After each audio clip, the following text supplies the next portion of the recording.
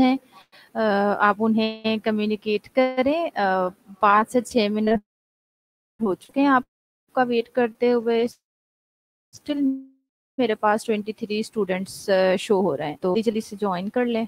I will wait further just 1 to 2 minutes, okay? Then I will start.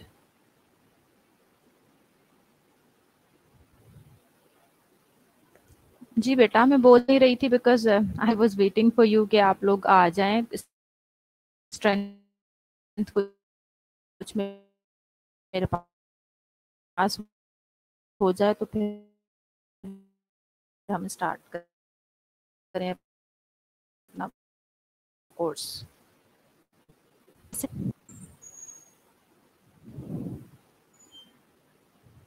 वालेकुम अस्सलाम अमारा।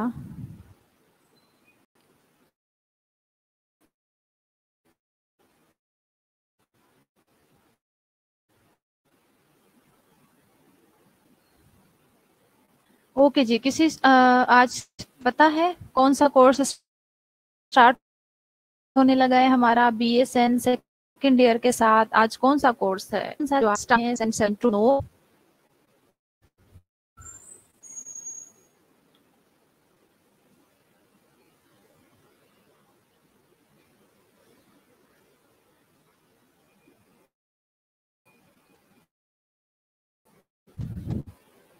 वालेकुम अस्सलाम। कोई बात नहीं राबिया, बेटा नेटवर्क इशू है, इंटरनेट के सिग्नल्स पूरे आ रहे हैं, बट शायद थोड़ा सा सॉफ्टवेयर का इशू है, वेबिनार का इशू। चीज़ों समझ के आपको 2 बार 3 बार जितनी बार आप कहेंगे मैं आपको समझाऊंगी, पढ़ाऊंगी, सो डोंट वरी।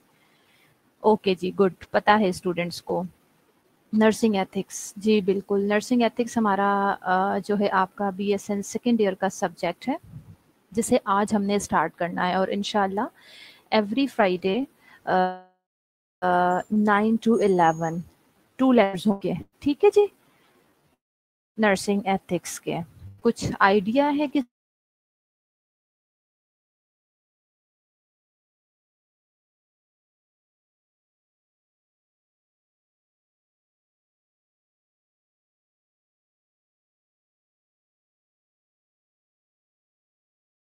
किसी को समझ आए?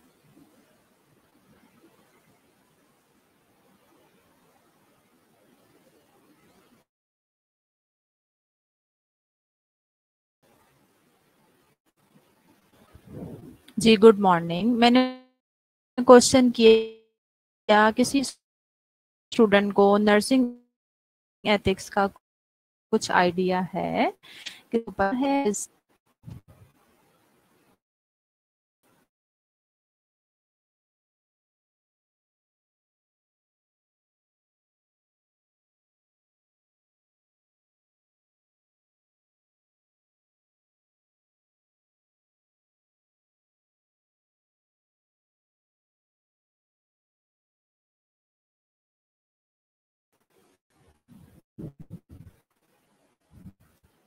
जी बेटा जी, मुझे पता है, मुझे सिग्नल नजर आ रहे हैं, मैं क्या करूं? जो सॉफ्टवेयर का इशू है उसे कम किया जाएगा थोड़ी देर में। मैंने कल भी आपको ये बात समझाई थी कि थोड़ा सा वेट किया करें, जो लेक्चर स्टार्ट हो जाता है 5 से 10 मिनट के बाद चीजें स्मूथ होना शुरू हो जाती हैं, ठीक है?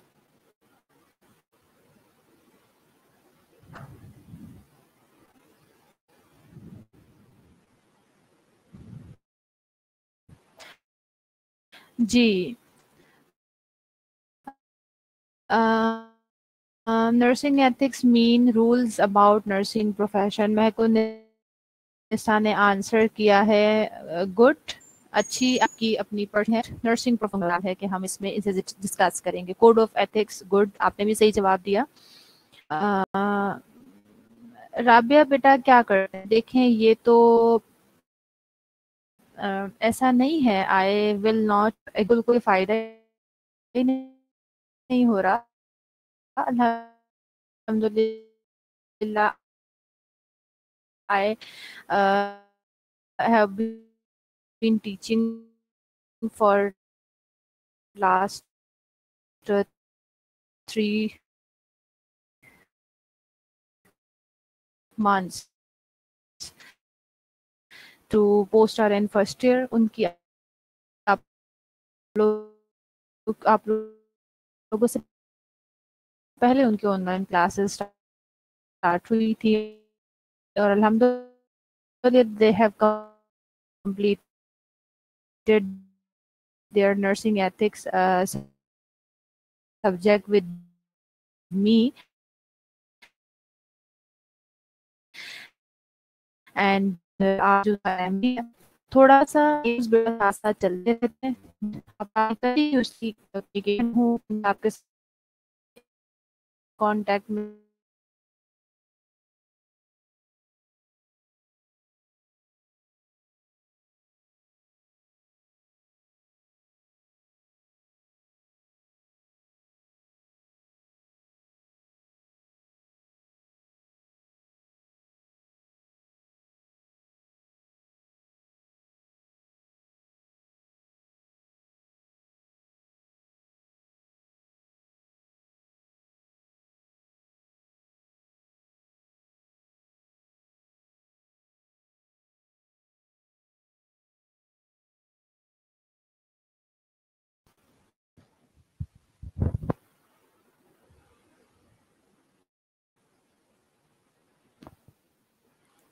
ओके जी, I have just changed my network.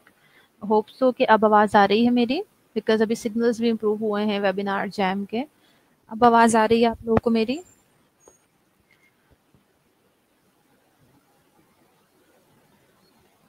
Now am I audible to all of you? अब आवाज़ आ रही है मेरी? ओके ठीक है, थैंक यू जैनेट। परेशान ना हो, मैंने कुछ नहीं पढ़ाया अभी तक, ठीक है जी।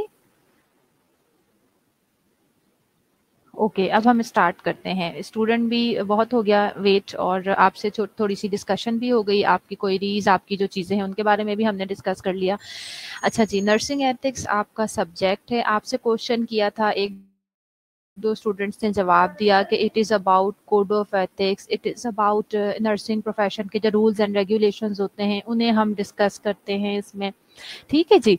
अच्छा सबसे पहली और इम्पॉर्टेंट चीज़ जो है, हमें नर्सिंग एथिक्स का अपना कोर्स कंटेंट पता होना चाहिए। बीएसएन सेकेंड ईयर के जो स्टूडेंट्स हैं वो नर्सिंग एथिक्स में क्या क्या चीज़ें पढ़ रहे होंगे, क्या क्या हमारे ऑब्जेक्टिव्स होंगे, ये पता होना हमें सबसे सबसे पहले बहुत ज़रूरी है। तो बेटा it's our first objective for today's lecture कि हम अपना जो ऑब्जेक्टिव्स हैं, कोर्स का कंटेंट है, उसे हम डिस्कस कर लेते हैं। यूनिट 1 होगा हमारा about introduction to nursing ethics. Introduction to nursing ethics में हम पढ़ेंगे, हम डिफरेंट टर्मिनोलॉजीज की डेफिनेशंस पढ़ेंगे, उन्हें अंडरस्टैंड करने की कोशिश करेंगे। जैसे what are ethics, nursing ethics क्या होता है, what does ethics mean, what is value, what is belief, what morals, what are attitudes, what are conflict, what are dilemmas and what are ethical dilemmas। उसके बाद हम डिस्कसेंगे कि ethics nursing में क्या importance है, लाइक हम एथिक्स को nursing profession में क्यों पढ़ा रहे हैं। इसी तरह से हम रिव्यू करेंगे कि एक फैशन का क्या क्राइटेरिया होता है, यानी जो फैशन है उसका क्या क्राइटेरिया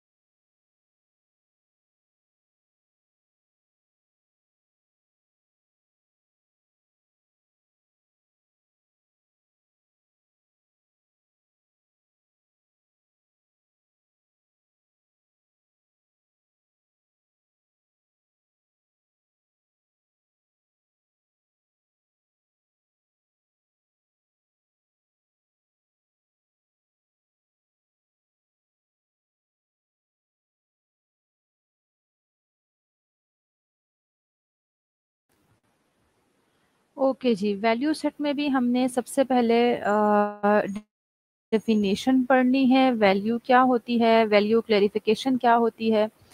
फिर हम डिफरेंट टाइप की जो वैल्यूज़ हैं उन्हें लिस्ट डाउन करेंगे। Identify personal, societal, organizational, professional, and moral values. Then we will explain different modes of value transmission, recognize value conflicts and its implication to nursing practice. हम identify करने की कोशिश करेंगे कि जैसे डिफरेंट लोगों की डिफरेंट वैल्यूज़ होती हैं, तो उन वैल्यूज़ के डिफरेंट होने की वजह से, उन वैल्यूज़ के डिफरेंट की वजह से सम टाइम वैल्यू कॉन्फ्लिक्ट्स भी क्रिएट हो जाते हैं। जब वैल्यू कॉन्फ्लिक्ट क्रिएट हो जाएँ तो हम उन्हें किस तरह से रिकॉग्नाइज़ कर सकते हैं, किस तरह से हम उसे आइडेंटिफ़ाई कर सकते हैं और फिर उसकी नर्सिंग प्रैक्टिस में क्या इम्प्लीकेशंस होंगी। ठीक है जी।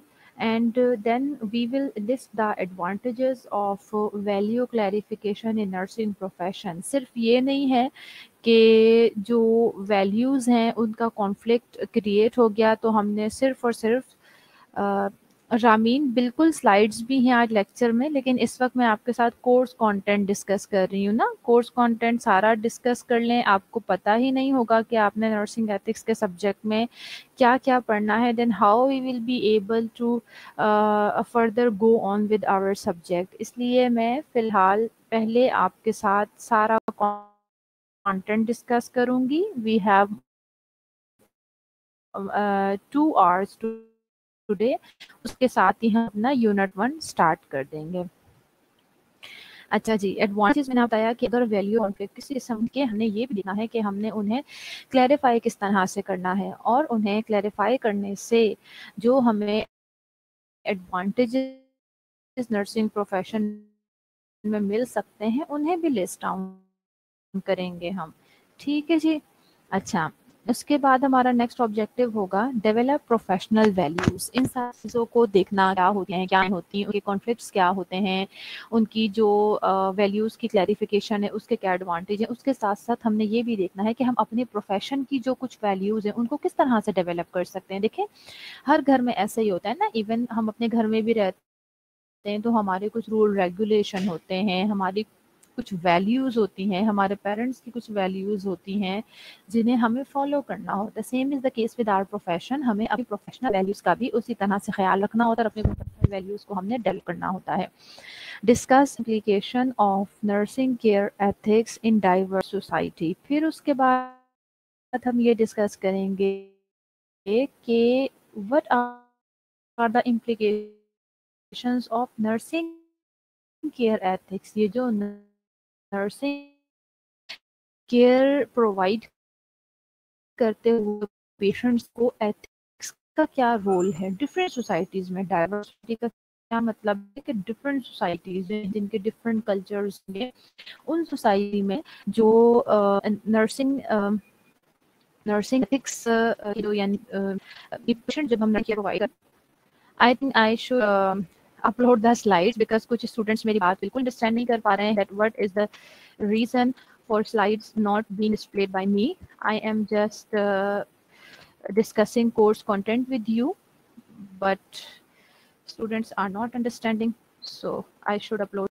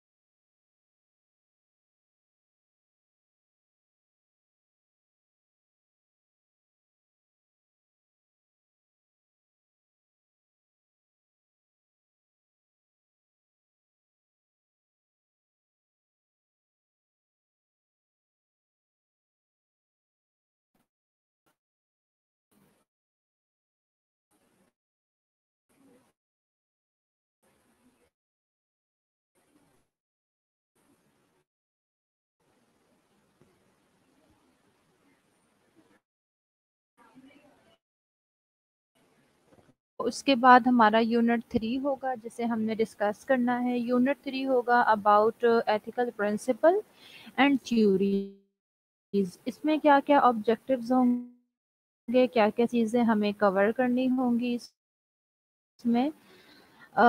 We will discuss ethical principle. बहुत इम्पॉर्टेंट है, बहुत ज़रूरी है। हम इसमें जो एथिकल थ्योरीज हैं उन्हें डिस्कस करेंगे, एथिकल थ्योरीज को हम डिस्कस करेंगे और एथिकल प्रिंसिपल्स को। एथिकल प्रिंसिपल के बगैर बिल्कुल भी हम नर्सिंग एथिक्स के सब्जेक्ट को कम नहीं कर सकते, और एथिकल प्रिंसिपल नर्सिंग एथिक्स के सब्जेक्ट में सबसे ज़्यादा ज़रूरी हैं। ठीक है जी, तो एथिकल प्रिंसिपल पढ़ने होंगे, एथिकल थ्योरीज पढ़ेंगे, उसके अलावा जो नर्स को या क्लाइंट को एथिकल डायलेमास फेस करना पड़ सकते हैं वो हम थोड़े से इसमें डिस्कस करेंगे, कवर करेंगे, और discuss the strategies to resolve the ethical dilemma in daily nursing practice.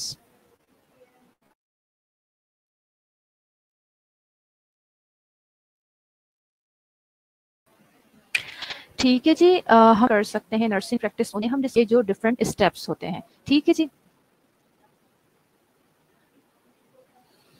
उसके बाद नेक्स्ट जो हमारा यूनिट होगा that would be about confidentiality and informed consent. Fourth unit होगा हमारा।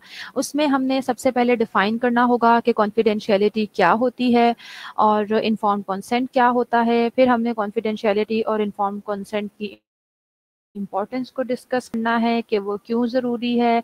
एथिकल और लीगल एलिमेंट क्या क्या हो सकते हैं इन्फॉर्म कंसेंट के, उन्हें हमने लिस्ट डाउन करना है।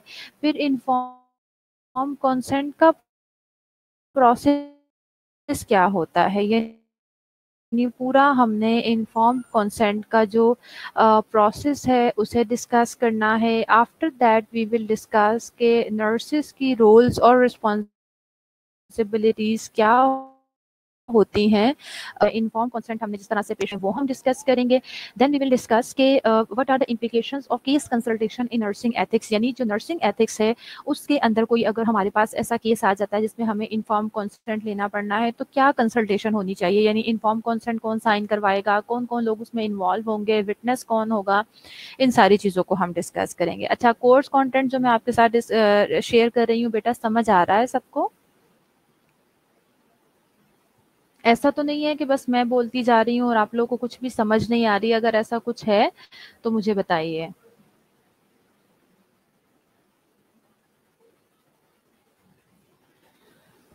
चलिए जी, नेक्स्ट जो हमारा कंटेंट कंटेंट में जो यूनिट होगा that would be bill of rights. इसमें हमें क्या करना है, सबसे पहले हमें इसमें डेफिनेशन करनी होगी कि राइट्स क्या होते हैं, बिल ऑफ राइट्स क्या होते हैं। उसके बाद हम डिफरेंट टाइप के जो हमारे पेशेंट्स के राइट्स होते हैं उन्हें हम लिस्ट डाउन करेंगे।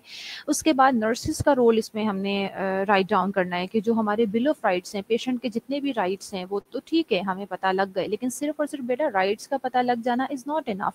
हमें ये देखना है कि नर्सेस का क्या रोल होगा बिल ऑफ राइट्स के रिलेशन में, यानी पेशेंट्स के जो राइट्स हैं उनकी इम्प्लीकेशन के लिए नर्सेस का क्या रोल होगा। Explain patients bill of rights in a tertiary care health facility. Patient के जो बिल ऑफ राइट हैं किसी भी टर्शरी हेल्थ केयर फैसिलिटी के अंदर पेशेंट के क्या क्या राइट्स होते हैं। ठीक है जी, टर्शरी हेल्थ केयर फैसिलिटी के अंदर पेशेंट के क्या क्या बिल ऑफ राइट्स होते हैं उनको भी आपने एक्सप्लेन करना है। अब नेक्स्ट जो है इसके बाद हमारा यूनिट है that is code of ethics. उसमें हमने क्या क्या हमारी यूनिट्स हैं, हमारी रिक्वायरमेंट्स हैं जो हमने कोड ऑफ एथिक्स के अंडर उसको कंप्लीट करना है। That is first of all हम डिफाइन करेंगे कि कोड क्या होते हैं, कोड ऑफ एथिक्स क्या होते हैं, उसकी डेफिनेशन होगी। उसके बाद function on elements of ethical code, जो हमारा एथिकल कोड होगा उसके क्या क्या फंक्शंस हो सकते हैं, उसके क्या क्या एलिमेंट्स हो सकते हैं। आफ्टर दैट हम एक्सप्लेन करेंगे जो code of ethics are presented by the ICN, यानी इंटरनेशनल काउंसिल ऑफ नर्सेज ने जो कोड ऑफ एथिक्स दिए हैं और पाकिस्तान नर्सिंग काउंसिल ने जो कोड ऑफ एथिक्स दिए हैं। उसके बाद जी हमें कंपेयर करना होगा कि इंटरनेशनल काउंसिल ऑफ नर्सेज ने जो कोड ऑफ एथिक्स दिए हैं, obviously they are international code of ethics, उसको हमें कंपेयर करना होगा पाकिस्तान नर्सिंग काउंसिल के कोड ऑफ एथिक्स के साथ। Then we will discuss application of code of ethics in clinical setting. अब कोड ऑफ एथिक्स तो पढ़ लिए, लेकिन वो कोड ऑफ एथिक्स किस तरह से अप्लाई हो रहे हैं, इम्प्लीमेंट हो रहे हैं हमारी क्लिनिकल सेटिंग के अंदर, हम उसको डिस्कस कर लेंगे। उसके बाद जी हमने नर्सिंग प्लेज को पढ़ना होगा, बट इन सेंस कि हमने उसका रिलेशन देखना है कोड ऑफ एथिक्स के साथ। ठीक है जी, यानी कोड ऑफ एथिक्स के साथ जो हमारा नर्सिंग प्लेज है, नर्सिंग प्लेज तो ऑब्वियसली जब आप लोग ओथ लेते हैं और इस तरह की सारी चीज़ें, उसमें आपने नर्सिंग प्लेज जो है उसमें हमने पढ़ना होता है। बट हम यहाँ डिटेल में नर्सिंग प्लेज नहीं पढ़ेंगे। नर्सिंग प्लेज को पढ़ने का ये मकसद होगा यहाँ पे कि जो आपके कोड ऑफ एथिक्स हैं वो कितना दोनों में चीज़ें यानी मैच कर रही हैं। नर्सिंग प्लेज में कितने आपके कोड ऑफ एथिक्स के जो रिक्वायरमेंट्स हैं वो फुलफिल हो रही हैं। ठीक है जी। नेक्स्ट जो हमारा ऑब्जेक्टिव होगा that would be about professional autonomy and ethics, यानी हम प्रोफेशनल ऑटोनॉमी और एथिक्स जो हमारा यूनिट होगा इसमें हम कौन कौन से ऑब्जेक्टिव्स कवर कर रहे होंगे। हम सबसे पहले तो इसमें डिफरेंट डेफिनेशंस को पढ़ेंगे। डेफिनेशन क्या क्या होंगी बेटा, हमने प्रोफेशन को डिफाइन करना होगा, प्रोफेशनलिज्म को डिफाइन करना होगा, ऑटोनॉमी का क्या मतलब होता है, अकाउंटेबिलिटी क्या होती है, यूनिटी क्या होती है, ये सारी चीज़ें सबसे पहले हमें पता हो। देन वी विल डिस्कस कि एक प्रोफेशनल नर्स जो होती है उसकी कैरेक्टरिस्टिक्स क्या होती हैं, एक प्रोफेशनल नर्स की क्या क्या कैरेक्टरिस्टिक्स होती हैं। आफ्टर दैट हम जो रिलेट करने की कोशिश करेंगे कि जो कोड ऑफ एथिक्स हमने, ऑब्वियसली हम तो आईसीएन और प्लस पाकिस्तान नर्सिंग काउंसिल के कोड ऑफ एथिक्स को फॉलो कर रहे होंगे ना, तो जो कोड ऑफ एथिक्स हैं उन्हें हम किस तरह से रिलेट कर रहे हैं प्रोफेशनल स्टेटस के साथ, यानी कोड ऑफ एथिक्स कितना ज़्यादा हमारी नर्सिंग प्रोफेशन को, उसके प्रोफेशनलिज्म को बेटर करने में हमें हेल्प आउट कर रहे होते हैं, उसका रिलेशन हम डिस्कस कर लेंगे। उसके बाद हमें ये पढ़ना होगा बेटा कि जो प्रोफेशनल ऑटोनॉमी क्या होती है, मतलब ऑटोनॉमी, एक तो वर्ल्डली ऑटोनॉमी का मीनिंग हम पहले डेफिनेशन में पढ़ लेंगे, डिफाइन कर लेंगे। उसके बाद हम ये देखेंगे कि प्रोफेशनल ऑटोनॉमी क्या होती है। आफ्टर दैट हम ये देखेंगे कि what does accountability mean basically in professional status. अपने नर्सिंग प्रोफेशन में अकाउंटेबिलिटी का क्या मतलब है, हमारे नर्सिंग प्रोफेशन में अकाउंटेबिलिटी जो है वो किस जगह पे स्टैंड कर रही होती है और कितनी ज़्यादा इंपॉर्टेंट होती है। इसके बाद हमने ये डिस्कस करना होगा कि यूनिटी क्या होती है। जैसे मैंने आपको ऊपर बताया सारी डेफिनेशंस, अब उन सारी डेफिनेशंस को हमने अपने नर्सिंग प्रोफेशन के साथ रिलेट करके पढ़ना है। तो हम यहाँ ये पढ़ेंगे कि जो यूनिटी का कॉन्सेप्ट है, प्रोफेशन में यूनिटी का क्या कॉन्सेप्ट होना चाहिए। ठीक है जी, प्रोफेशनलिज्म में यूनिटी का कितना रोल है। उसके बाद we will relate nursing ethics to standards of nursing practice. Unit number 8 होगा हमारा। उसके बाद यूनिट 8 में ethical dilemma in professional practice. First of all, in this unit, we will define what is dilemma, we will define what is professional obligation, we will define the common areas of negligence and liability in these areas. इसमें यानी हम ये चीज़ identify की कोशिश करेंगे, define करेंगे dilemma क्या है, प्रोफेशनल इश्यूज क्या हैं, नेग्लिजेंस को, नेग्लिजेंस हो क्या है। फिर नेग्लिजेंस जिस तरह से सिंपल केस होती हैं, तो फिर हम उन लाइबिलिटीज को ढूंढने की कोशिश करेंगे कि इस तरह की कोई मिस्टेक हो जाती है तो उसमें नर्सेस का फिर क्या रोल है, नर्सेस कितनी लाइबल है, कितनी रिस्पॉन्सिबल है उन सिचुएशंस में। बिल्कुल नर्सेस का एडवोकेसी रोल है, nurses are advocate for their patients. उसमें हम ये देखते हैं कि लाइफ सपोर्ट इक्विपमेंट हो गई, जैसे बॉडी पार्ट्स सेल करना हो गया, रिस्क मैनेजमेंट हो गई, ऑक्यूपेशनल हैजर्ड्स हो गए, फिर नर्सिंग केयर जो हम प्रोवाइड कर रहे होते हैं उसकी डॉक्यूमेंटेशन और एम्प्लॉयमेंट इशू जो हो सकते हैं, और medical malpractice lawsuits. इन सारी सिचुएशंस में नर्सेस की क्या रिस्पॉन्सिबिलिटीज होंगी, इन्हें हमने पढ़ना होगा।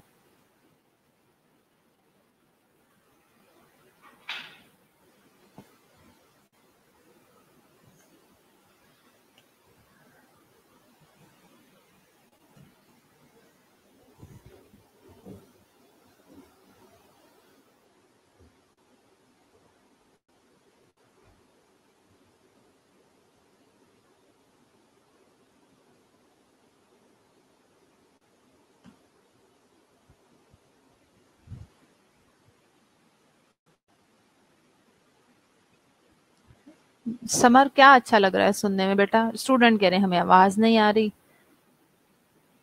हम्म। खैर इस वक्त तो सिग्नल और each and everything is okay. आपके एंड से इशू हो सकता है, उसे चेक कर लें बेटा। मैं दोबारा रिपीट कर देती हूँ एक यूनिट, जो शायद आप लोगों को आवाज़ कटी है, तो मैं दोबारा रिपीट कर देती हूँ। मैं आपको ये बता रही थी कि हम जो 8th यूनिट होगा हमारा, जिसका नाम होगा ethical dilemma in professional practice. Ethical dilemma in professional practice में हम क्या क्या चीज़ें कवर करेंगे? हम जो डायलेमा है उसे डिफाइन करेंगे, प्रोफेशनल ऑब्लिगेशन को डिफाइन करेंगे। उसके बाद हम ये देखेंगे नेग्लिजेंस क्या होती है। ठीक है, नेग्लिजेंस क्या होती है और डिफरेंट एरियाज में जो नर्सेज नेग्लिजेंस कर सकती हैं उसमें नर्सेज कितनी लायबल है, नर्सेज की कितनी रिस्पॉन्सिबिलिटी है इसमें। ठीक है जी। उसके बाद जो नर्सेज का एक बहुत इंपॉर्टेंट रोल होता है अपने पेशेंट्स के लिए, दैट इज़ एडवोकेसी। तो बीइंग अ नर्स वो डिफरेंट सिचुएशंस में, डिफरेंट सिनेरियोज में as an advocate for the patient क्या चीज़ें परफॉर्म कर रही होगी। जैसे लाइफ सपोर्ट इक्विपमेंट हैं, बॉडी पार्ट्स को सेल करना है, और रिस्क मैनेजमेंट है, ऑक्यूपेशनल हैजर्ड्स हैं, डॉक्यूमेंटेशन मिस्टेक्स हो सकती हैं, एम्प्लॉयमेंट इश्यूज हो सकते हैं, और medical malpractice lawsuit हो सकता है। ठीक है जी। देखिए मैं यही आपसे कह रही हूँ कि मुझे पता लग रहा होता है बेटा, जब मेरे पास सिग्नल्स ड्रॉप होते हैं तो स्टूडेंट्स को आवाज़ का इशू आता है। जब सिग्नल्स पूरे होते हैं तो आपके एंड से प्रॉब्लम होता है। जब मैं कहती हूँ तो आप उसे रिफ्रेश कर लिया करें। जी जेनेट, कुछ चीज़ें इसी तरह है, ये मैंने आपको शुरू में आप लोगों से डिस्कस भी किया था कि हमारा नर्सिंग प्रोफेशन, उसके सब्जेक्ट इसी तरह से हैं, इंटरकनेक्टेड हैं एक दूसरे के साथ। यही रीज़न होता है कि जब हम उन्हें first year second year curriculum बनाते हुए first year second year third year fourth year में डिवाइड करते हैं, तो इस तरह से हमें उनको डिवाइड किया जाता है कि आपके प्री रिक्विजिट्स पूरे होते चले जाएं। तो ऑब्वियसली जब आपको फर्स्ट ईयर में फंडामेंटल ऑफ नर्सिंग पढ़ा दिया जाता है तो बहुत सारी ऐसी चीज़ें उसमें कवर हो रही होती हैं जिनका आगे जाकर सेकेंड ईयर थर्ड ईयर और फोर्थ ईयर में आपको कि उसके साथ कनेक्टिविटी होती है, और अगर वो हमने आपको ना पढ़ाया हो तो उसके बगैर पॉसिबल ही नहीं होता आपके लिए ना आगे लेके चलना कोर्स को।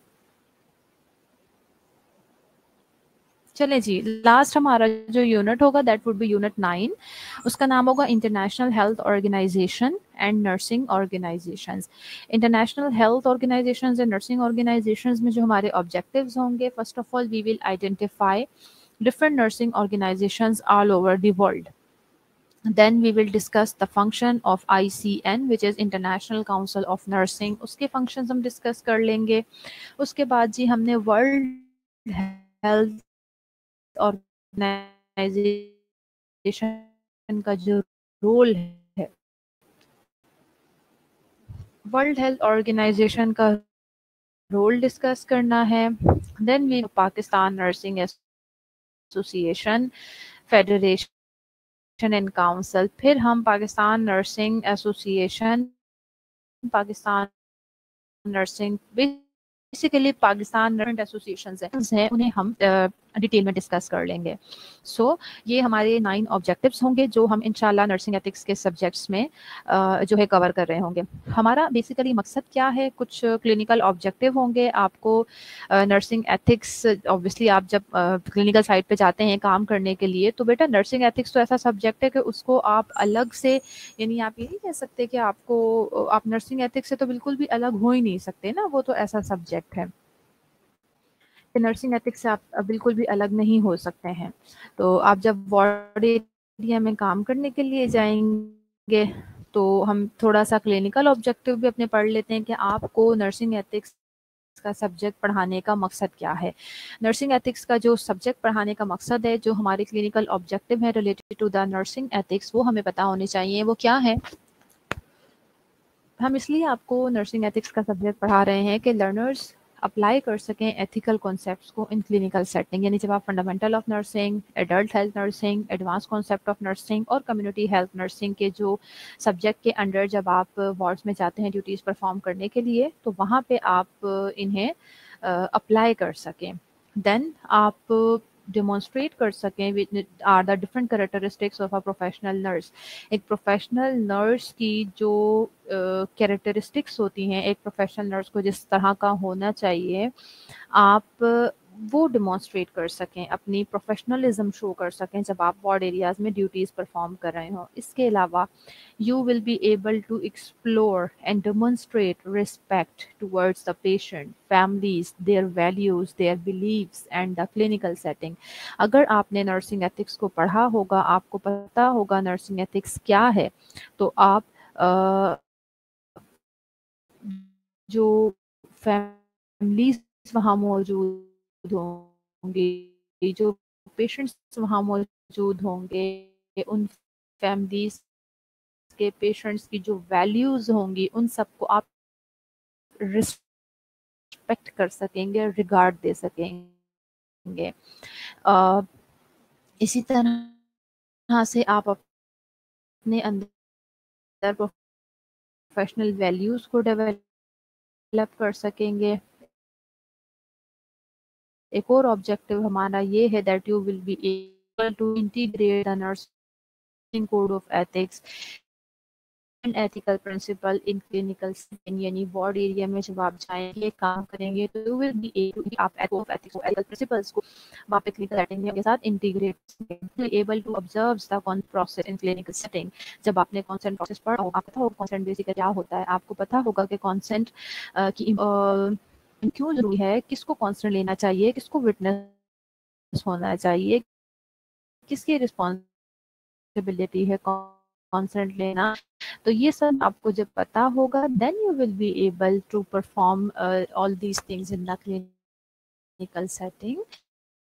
एंड इसके अलावा अगर आप जैसे बिल ऑफ राइट्स हम पढ़ेंगे, आप पेशेंट्स राइट्स होंगे, तो हमारा नेक्स्ट ऑब्जेक्टिव यही है that you will be able to identify the different rights of the patient. You will be able to provide respect to the rights of the patient and others. Then next objective is you will be able to identify ethical concerns and issues. जब कोई issue create हो जाए, तो आप इस काबिल होंगे कि आप उस एथिकल इशू को, एथिकल डायलेमा को आइडेंटिफाई कर सकेंगे और डिस्कस कर सकेंगे कि कौन कौन से ऑल्टरनेटिव इस एथिकल डायलेमा को रिजॉल्व करने के लिए मेरे पास मौजूद हैं, कौन कौन सी चीज़ें हैं जो मैं सकता हूँ ताकि इस एथिकल डायलेमा को रिजॉल्व कर सकूँ।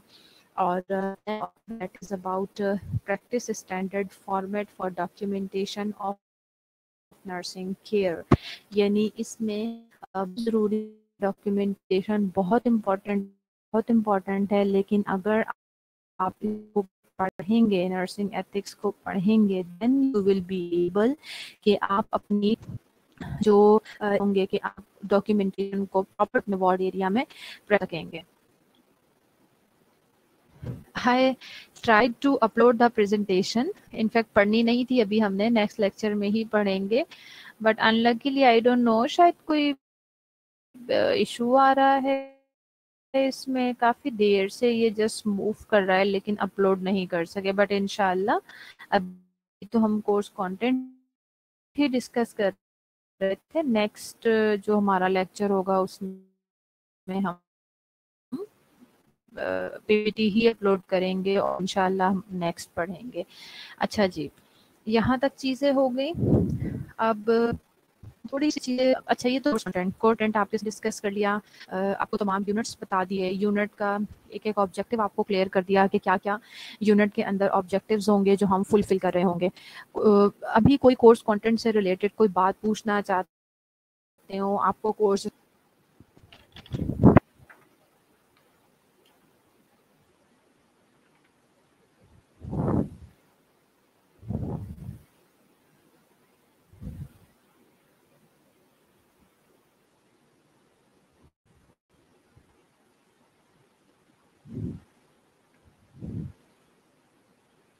इंशाल्लाह बहुत, शायद कुछ लोगों को ये सब्जेक्ट भी ड्राई लगे, बोरिंग लगे, बट इंशाल्लाह बहुत अच्छे से हम इस सब्जेक्ट को लेके चलेंगे। I just will try my best कि जो हमारे ऑब्जेक्टिव्स हैं वो सारे ऑब्जेक्टिव हम अच्छे से कवर करें, अपने यूनिट्स की अच्छी सी जो है प्रेजेंटेशंस हों, आपको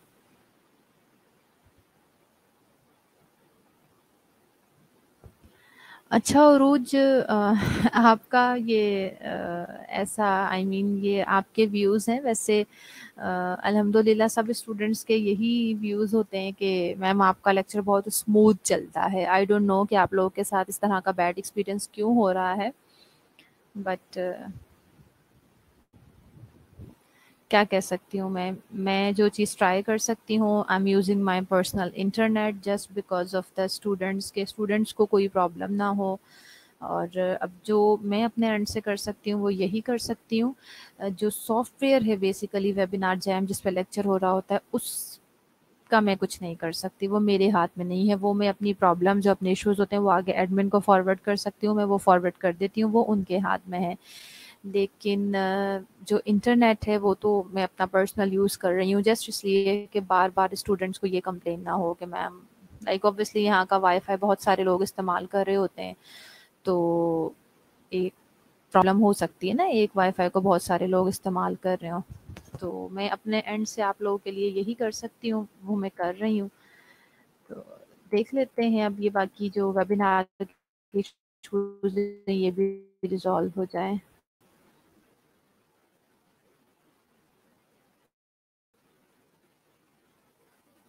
ओके गुड, सायरा को ये इंटरेस्टिंग सब्जेक्ट लग रहा है।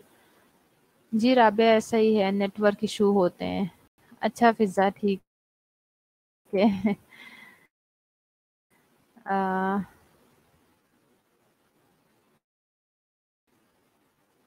Thank you Sara, thank you Rabia,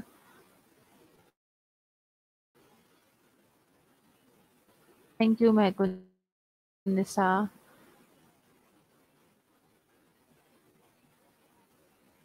thank you Janet.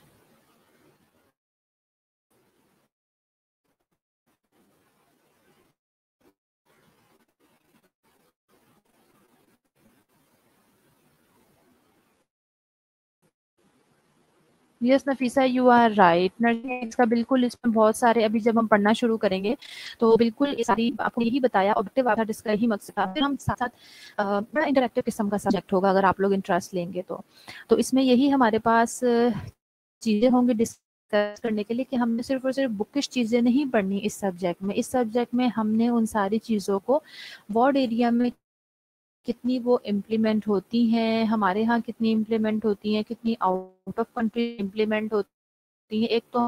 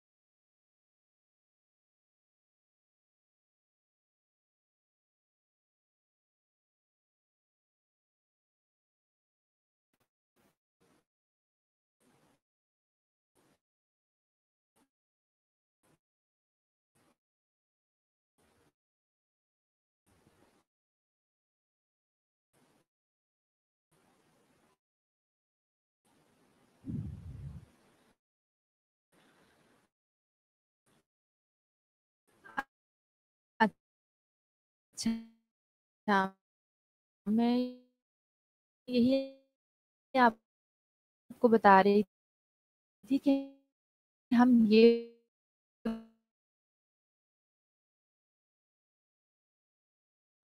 आने का, और ऑब्वियसली अब जिस तरह से हम सिर्फ डिग्री लेवल को ही पढ़ रहे हैं, तो उसका मतलब ये है, कि हमारा तो वही चीज़ों को हम करवाएंगे। तो सिर्फ यही पढ़ ले और हम कहें कि जी इम्प्लीमेंट, इसलिए हम इम्प्लीमेंट नहीं करेंगे, तो दिस इज रॉन्ग। आपको पढ़ाने का मकसद ही यही है कि अपने लेवल पे, अपने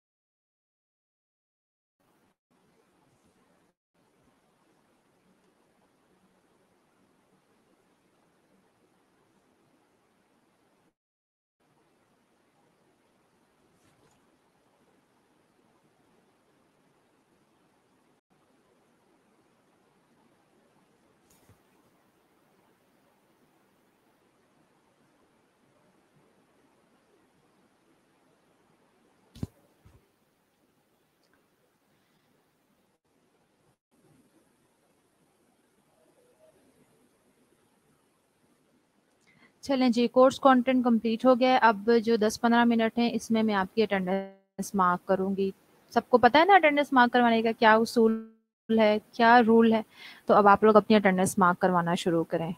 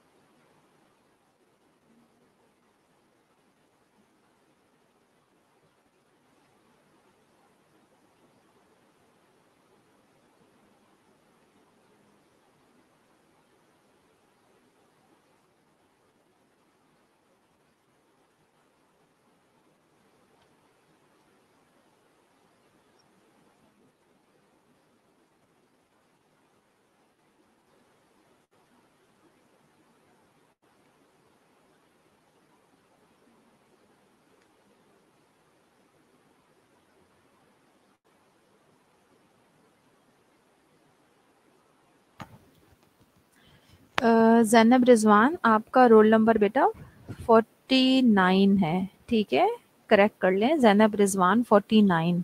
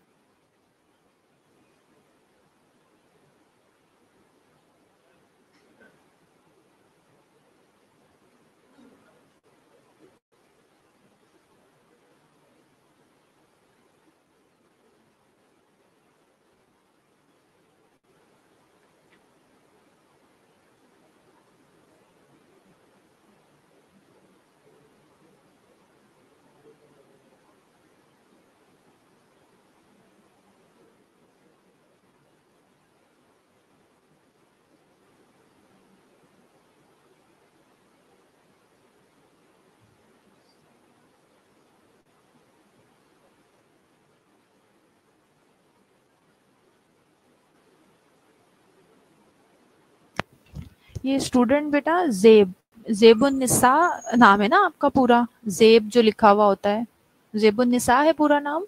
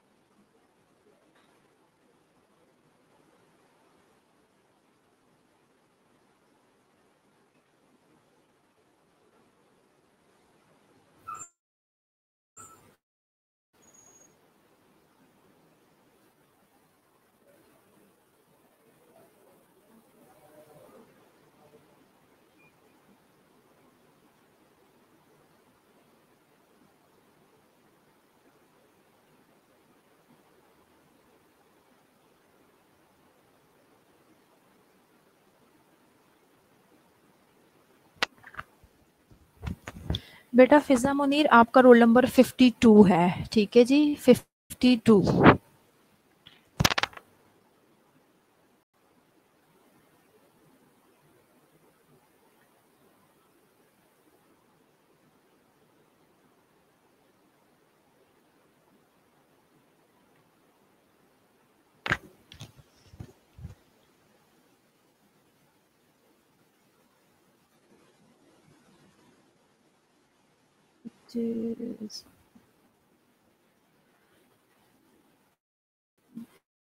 सता है 28/6।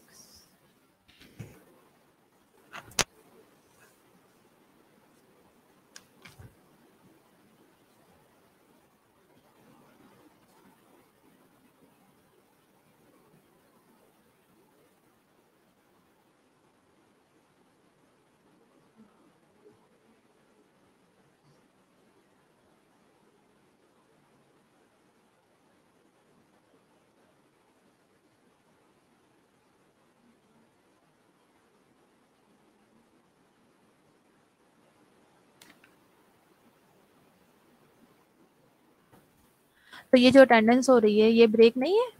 हैं जरा बताएं मुझे, 5 मिनट ब्रेक जो अटेंडेंस हो रही है 10 मिनट से, वो ब्रेक नहीं है? चलें जी, ऑलमोस्ट आज तो फाइनली सब स्टूडेंट्स की अटेंडेंस सेशन में ही कंप्लीट हो गई है।